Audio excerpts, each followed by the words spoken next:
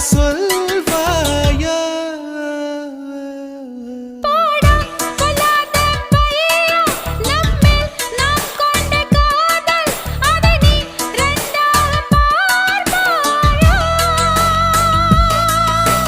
சுடிதார் அணிந்து வந்த சொர்க்கமே, என் மீது காதல் வந்தது எப்போது என்று கொஞ்சம் நீ சொல்வாயா?